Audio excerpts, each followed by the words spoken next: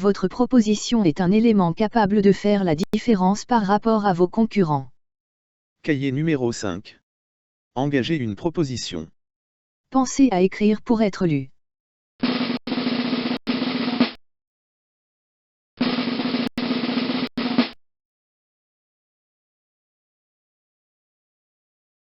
Engagez votre société. Exprimez vos compétences. Séduire et convaincre. Plus que jamais. Cahier numéro 5. Engagez une proposition. Un engagement.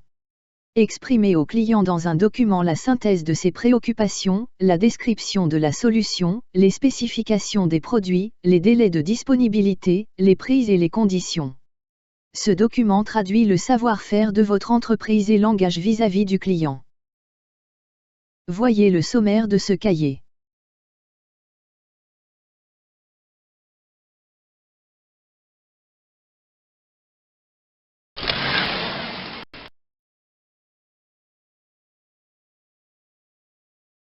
Avant d'engager une relation commerciale avec vous, le client doit disposer des éléments lui permettant de prendre une décision. Votre proposition les rassemblera donc en un document de référence. Vous devez convaincre que votre organisation est apte à respecter les engagements qu'elle prendra. Vos références vous y aideront, la qualité de votre offre, le professionnalisme des prestations des collaborateurs impliqués dans la relation, la compétitivité de votre proposition en témoigneront.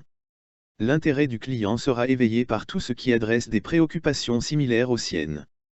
Son attention sera retenue par l'adéquation des solutions proposées par rapport à ses besoins. Il veut être rassuré. Une synthèse des préoccupations et la manière dont l'offre rencontre les besoins supportera votre démarche. Votre offre sera informative et complète sous peine d'empêcher une prise de décision ou de la reporter. Vous serez clair quant aux conditions qui sont d'application et vous préciserez notamment les conditions de paiement et ce que couvrent les garanties. L'offre est la carte de visite de votre entreprise chez le client. Le fond et la forme seront de qualité irréprochable. Un bon dossier de proposition est un élément capable de faire la différence par rapport à vos concurrents. C'est dans le document d'offre qu'il doit retrouver l'ensemble des données utiles. Elles sont évoquées dans ce chapitre. Ne pensez pas qu'a priori le client connaît déjà votre société, votre produit, vos conditions. Même si la relation est active depuis longtemps, vous soumettrez à chaque fois une proposition la plus complète possible. En effet, les organisations évoluent, les hommes changent. Et une proposition que vous pensez n'être qu'une formalité peut soudainement être placée dans les mains d'un nouveau décideur qui ne vous connaît pas. Votre concurrent de son côté pourrait avoir formulé une proposition qui répond aux dimensions que nous venons d'évoquer et mettre en péril votre relation avec le client.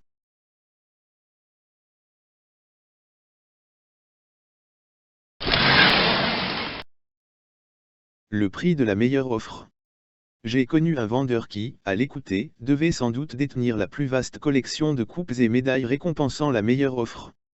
Malheureusement, ses résultats concrets ne méritaient pas la même appréciation. Ceci pourrait indiquer qu'il était l'unique membre d'un hypothétique jury chargé d'attribuer une telle distinction. La seule offre réellement valable est celle qui gagne.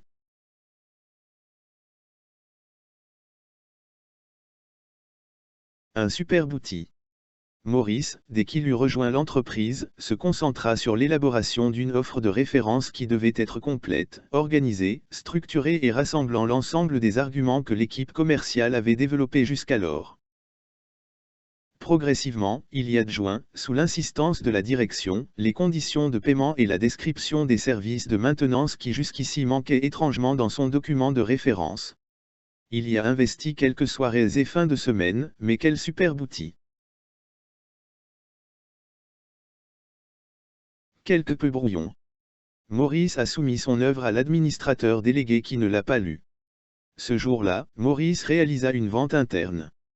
Son document distribué aux collègues servira de modèle. Enfin la reconnaissance. L'impression générale fut qu'il devait s'agir d'un brouillon qui pourrait devenir utile après correction et pour tendre vers plus d'efficacité. La confiance fut émoussée par les nombreuses fautes d'orthographe. Notre auteur ignorait sans doute l'existence d'un correcteur d'orthographe dans Word. Maurice s'attela alors à une tâche ardue d'amélioration de son document. Une évolution permanente. Un collègue décida d'adopter l'outil. Au fil des rencontres avec des prospects, l'offre se modifiait. Les préoccupations des uns ne sont pas celles des autres. Ainsi, après 3 mois, le document avait enflé, passant d'une quarantaine de pages à plus de 60. Cette nouvelle version se caractérisait par des changements fréquents de style et des redites nombreuses et bien involontaires. Des compères satisfaits. Nos 2 compères se montraient extrêmement satisfaits de leur outil et ne manquaient jamais d'en faire état auprès des collègues après chaque remise d'offre. Tu aurais dû voir la tête du client. Ils n'avaient jamais vu une telle offre. Tu verras, ils finiront par venir nous manger dans la main. Une étrange absence de résultats. La meilleure offre manifestement ne passait pas. Les résultats de nos 2 vendeurs étaient bien en deçà des objectifs.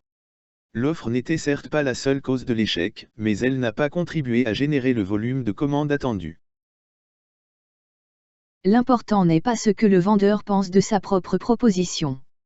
Sa fierté est certes légitime, mais l'essentiel est l'opinion du client au sujet de la proposition.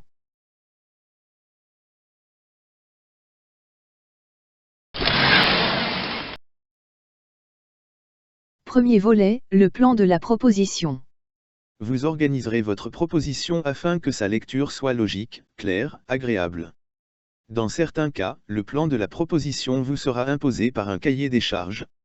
Respectez alors scrupuleusement cette structure, adoptez la numérotation et la présentation avec rigueur. En effet, l'auteur du cahier des charges sera généralement sourcilleux si vous vous écartez de ces exigences. Le plan de la proposition.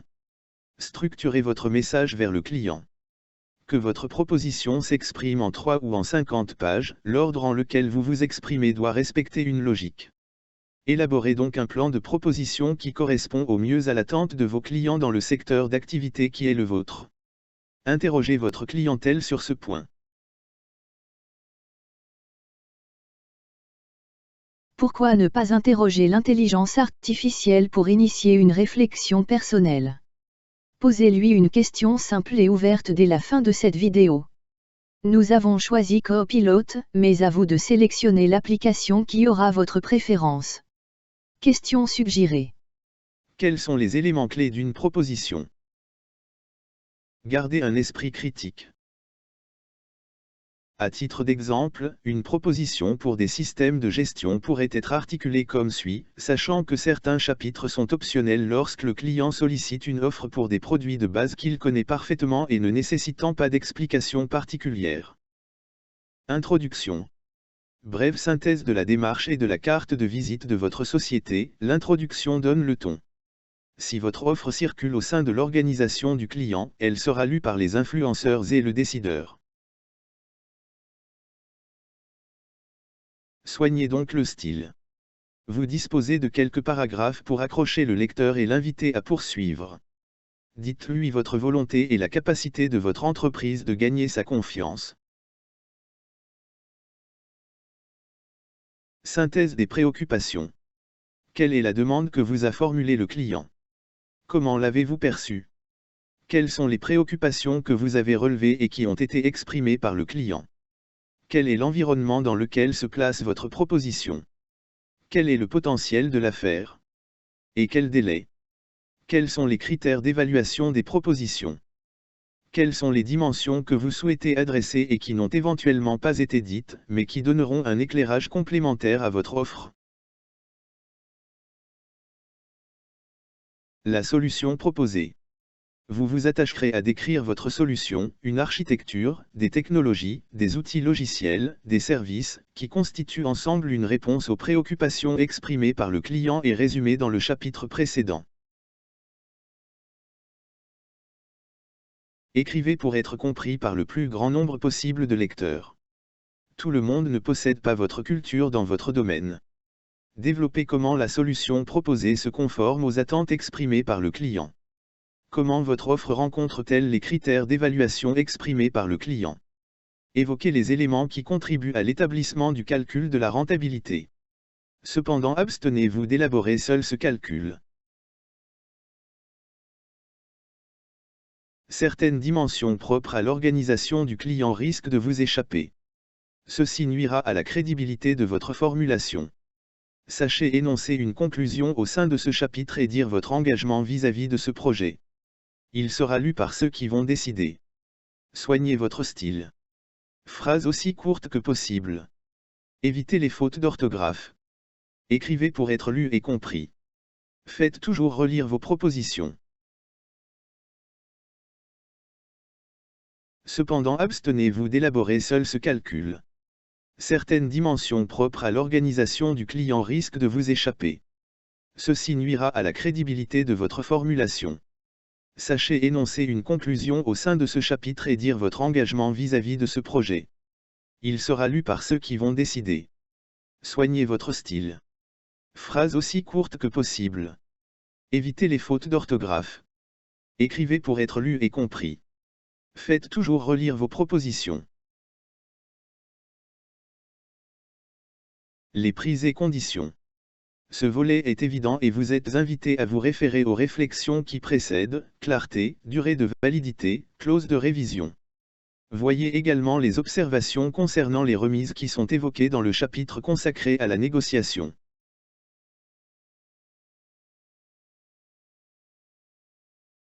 Les délais de livraison. Un délai et un planning seront considérés comme des engagements importants.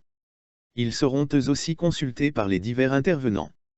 Vous avez, à ce stade de la proposition, répondu aux interrogations essentielles du client: spécifications, prix, conditions et délais. La prise de décision est donc possible. Les annexes. Afin d'éviter une rédaction trop longue, un exposé trop détaillé qui ne va pas nécessairement à l'essentiel, le recours à des annexes constitue souvent une excellente technique. En effet, celles-ci vous permettent de développer toutes les facettes d'un produit, allant de l'ergonomie à l'intégration des technologies, la qualité de fabrication, des exemples de mise en œuvre, des témoignages d'utilisateurs, et donc de quoi réellement intéresser les experts du client. Il est utile de bien organiser les annexes, d'en établir une liste exhaustive. Chaque lecteur de votre offre doit y trouver facilement les éléments qui l'intéressent. Une synthèse pour la direction, l'Executive Summary. Ce document se révèle utile pour des propositions ayant un caractère stratégique par la nature du projet ou son importance financière. En quelques pages, vous établirez la synthèse de votre offre en couvrant tous les aspects évoqués ci-avant mais exprimés de manière à intéresser un comité de direction. Votre mission ici est de qualifier votre société comme partenaire crédible de l'organisation du client. Ce volet est parfois intégré à la proposition. En faire un document distinct renforce son caractère particulier et en souligne l'importance. La lettre d'accompagnement. Une lettre accompagnera votre proposition. Les règles de présentation seront conformes à celles évoquées pour la lettre de prospection, à l'exception du post-scriptum dont l'usage est ici généralement à éviter.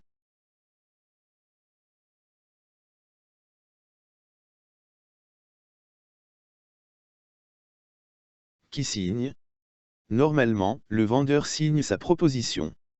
Cependant, les règles en usage au sein de votre entreprise seront toujours respectées. Selon l'importance de la proposition, un membre de la direction co-signera. Pour une offre particulièrement stratégique, une lettre de support signée par la direction générale ou l'administrateur délégué pourra utilement être jointe.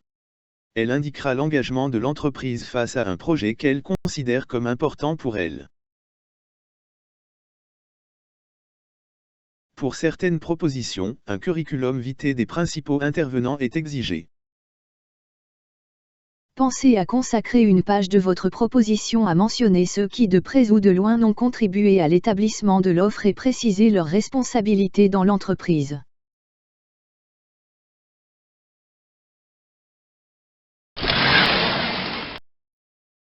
Faits divers et anecdotes. La concurrence hors jeu. Une chaîne de magasins de chaussures utilisait depuis de nombreuses années des caisses enregistreuses de fabrication locale et s'en montrait satisfaite. Mais l'heure était au remplacement. Un appel d'offres fut lancé vers quelques sociétés qui se présentaient comme spécialisées dans le domaine des terminaux points de vente. L'évolution était aux caisses compatibles avec les PC.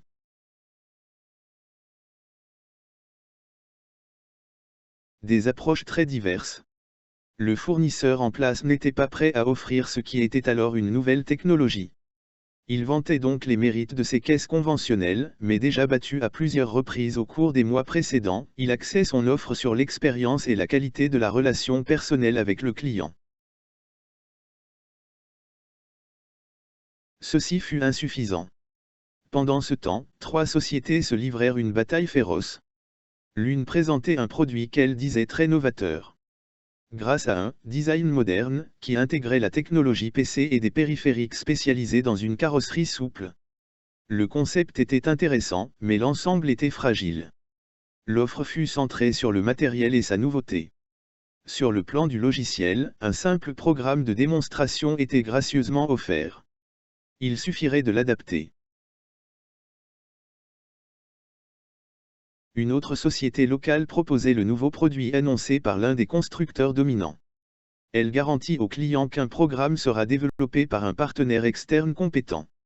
L'installation en magasin, la formation du personnel et les tâches de maintenance faisaient l'objet d'une attention particulière. C'était en effet la spécialité du partenaire compétent. Il se montrait par ailleurs extrêmement confiant dans l'issue de la décision au point d'en faire état lors d'une interview accordée à un grand quotidien sans pour autant citer le nom du client. Notre société proposait un matériel réellement disponible et dont des références crédibles étaient déjà opérationnelles. Notre proposition couvrait en détail les fonctionnalités du logiciel, les adaptations qui y seraient apportées, les procédures de test, d'installation et de maintenance ainsi qu'un planning détaillé du démarrage. Ce côté complet et rassurant pour le client devait se révéler payant. Nous avons obtenu une première commande pour équiper 60 points de vente. Des propositions surprenantes. Après avoir gagné la confiance du client, nous avons sollicité la faveur d'examiner les propositions établies par nos confrères. La première était succincte et n'abordait pas les vraies préoccupations du client. La deuxième était brouillonne et non structurée. C'était un texte d'une dizaine de pages dans lesquelles soudain apparaissaient les prix. Les conditions de paiement semblaient être le principal souci de son rédacteur. La troisième offre était un assemblage de matériel publicitaire accompagné d'une liste de prix.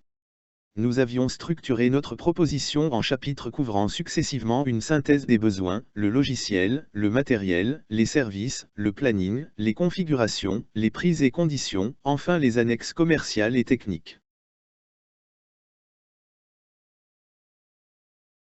Nous avions fourni un dossier professionnel face à des documents bien peu élaborés. Ce fut, selon les dires du client, un des éléments déterminants.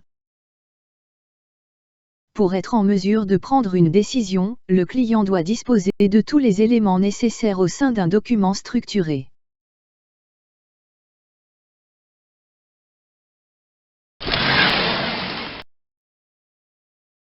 Deuxième volet, l'information société. Carte de visite et papier à en-tête de la firme. Lorsque vous établissez une proposition, vous êtes amené à informer le client au sujet de votre entreprise. Selon l'importance de la proposition, la nature de la relation avec le client, la carte de visite de l'entreprise pourra prendre des formes différentes. Un nouveau client se verra proposer une description complète de l'entreprise éventuellement accompagnée de brochures. Une proposition pour un complément chez un client existant pourra se satisfaire d'un rappel élémentaire de l'identité de l'entreprise et par la simple utilisation de son logo. Pensez donc à rédiger quelques pages de présentation de votre société, son histoire, sa structure d'organisation et son mode de fonctionnement, l'évolution du chiffre d'affaires et celle du personnel, ce qui la rend crédible comme les certifications de mise en œuvre de systèmes de qualité et sa mission. Le rapport annuel. Le rapport annuel est souvent un excellent outil pour informer le management de l'organisation du client. L'exposé de la mission. L'exposé de la mission doit exprimer en un paragraphe ou deux, avec un vocabulaire accessible à tous, la raison d'être de votre entreprise, ce qui la caractérise et ce qui lui donne donc sa véritable identité. Des références. Pour compléter la carte de visite, des références, parfaitement à jour et vérifiables seront présentées. Disposez donc toujours d'une liste de clients satisfaits et significatifs avec lesquels votre prospect pourra prendre contact. Mettre à la disposition des entreprises et de ses commerciaux des applications et publications qui les accompagnent depuis le moment de l'identification d'une opportunité jusqu'à la conclusion d'une affaire grâce à l'adoption de comportements gagnants et responsables, et les encourageant à faire la différence. Les services offerts reposent sur une expérience pratique de la vente de services et de biens d'investissement en Europe et en Afrique notamment. Ils impliquent de disposer des outils de la plateforme Microsoft Office, Excel et PowerPoint en particulier. La licence d'utilisation invite à rémunérer l'auteur des développements par des dons dont l'importance est déterminée par l'utilisateur.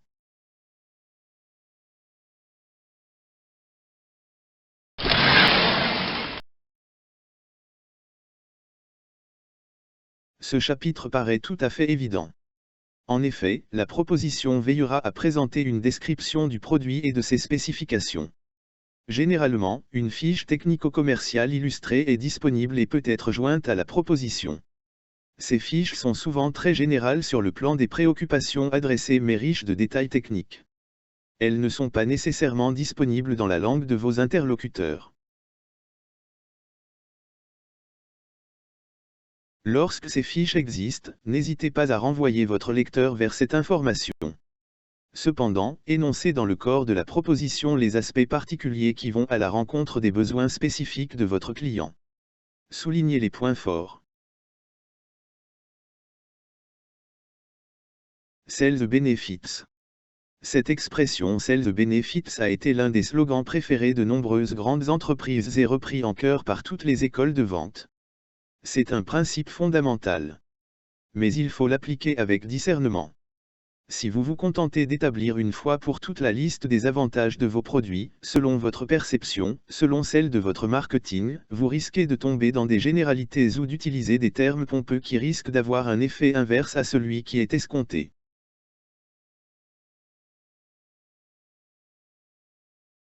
Vos arguments seront cousus de fil blanc. Il est dès lors préférable d'adapter l'expression des avantages que présente votre proposition aux préoccupations énoncées par le client auquel l'offre est destinée. Ceci n'est possible qu'après une ou plusieurs rencontres et discussions approfondies avec le client.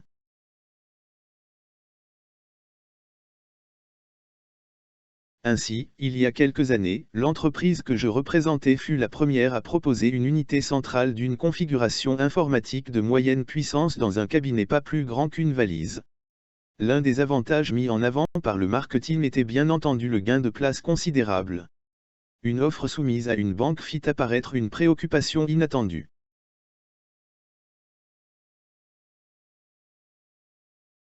Les services de sécurité de la banque s'inquiétèrent du risque de vol du processeur. Alertée, l'usine a développé une fixation murale d'excellente qualité qui maintenait l'avantage initial d'une dimension réduite. Après évaluation, cet argument a fini par convaincre les responsables de la sécurité de la banque.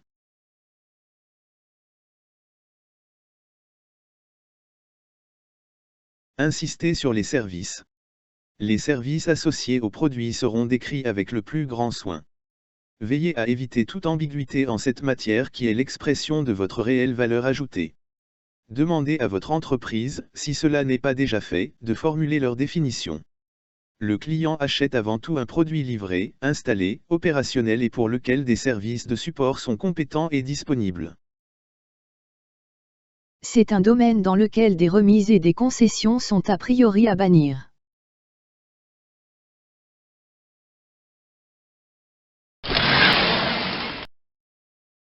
Votre proposition abordera clairement les aspects évoqués précédemment, répondant ainsi aux questions qui, quoi, nombre de propositions sont souvent beaucoup plus vagues quant à la formulation d'un engagement relatif au quand. Une réponse sans ambiguïté. Dans certains cas, votre réponse sera aisée. Le produit est livrable de stock et n'exige aucune préparation ou installation particulière. L'engagement de délai peut alors être pris sans réserve. Un délai sous condition. Par contre, la livraison peut être conditionnée par un ensemble de facteurs, certains sous le contrôle de votre organisation, d'autres pas. Mais au fait, quel est le moment de la livraison? Votre client comprend-il la même définition de la livraison que votre entreprise? Lorsque vous proposez la mise en œuvre d'une solution, le client comprend généralement que la livraison est considérée comme effective au moment auquel il est en mesure de commencer à en faire l'usage qu'il en attend.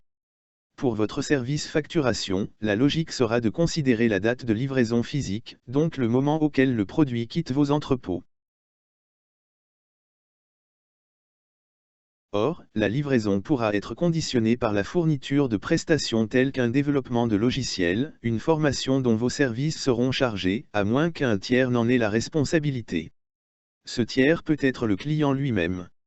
Mais au fait, quel est le moment de la livraison? Votre client comprend-il la même définition de la livraison que votre entreprise? Vous veillerez donc à protéger votre entreprise des dépendances externes alors que vous exprimerez avec toute la clarté voulue les engagements sur les délais pour les éléments dont vous avez la maîtrise. Cette dimension engage l'entreprise, collectivement. Il n'appartient pas aux vendeurs de fixer seuls le délai de livraison des projets. Ceux qui auront la tâche de l'exécution de la commande seront donc informés, consultés, impliqués. Il met ainsi parfois la pression sur cet aspect en allant jusqu'à menacer d'appliquer des pénalités pour retard de livraison. Le vendeur est chargé d'un côté d'identifier le délai réellement requis, débarrassé de toute pression, et d'un autre côté de formuler une proposition responsable et réaliste. Cette dimension engage l'entreprise, collectivement.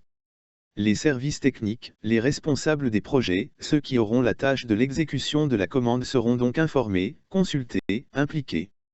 Le vendeur sera leur représentant face au client.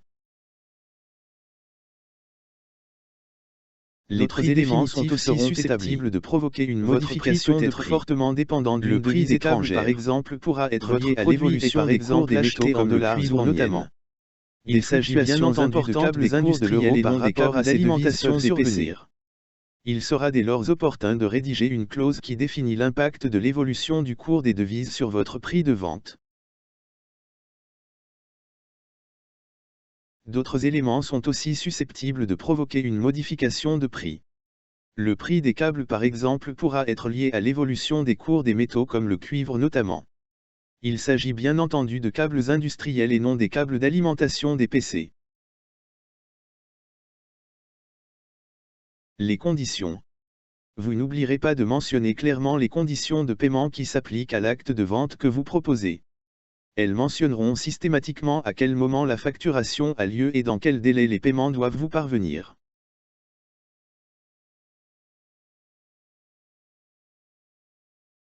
Si des conditions particulières doivent être énoncées relativement à des pénalités de retard par exemple, vous respecterez les usages du secteur auquel vous appartenez. Un mot d'ordre, consultez votre direction générale, la direction financière et le service juridique pour vous assurer que votre formulation est correcte et n'engage pas démesurément votre entreprise.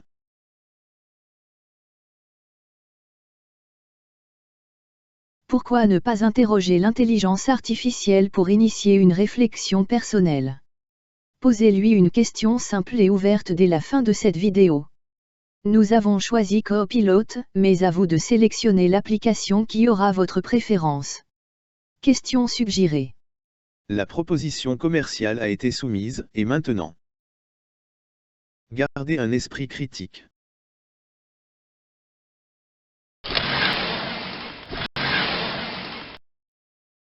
La proposition est exprimée dans un document qui captera l'attention, séduira et convaincra les lecteurs qui apprécieront le style et la qualité de présentation de votre offre. Police de caractère. Le document doit être lisible. Choisissez donc une police de caractère qui convient, évitez les polices de fantaisie. Quelques exemples devraient vous inviter à réfléchir et choisir.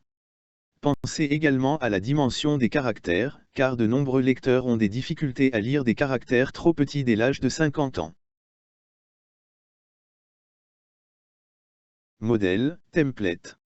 Élaborez un modèle pour la réalisation de vos propositions. Partagez-le avec vos collègues. Ceci facilitera les échanges de textes et d'illustrations. Définissez la hiérarchie et les formats des titres. Intégrez les en-têtes et les pieds de page.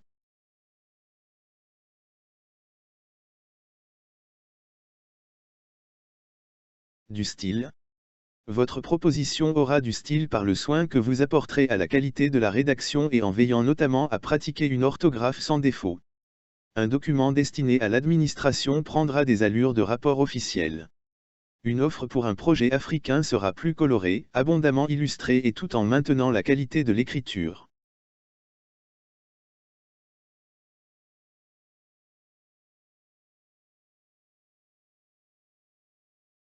Si la qualité est au rendez-vous. Et maintenant, pilotez le projet vers le succès.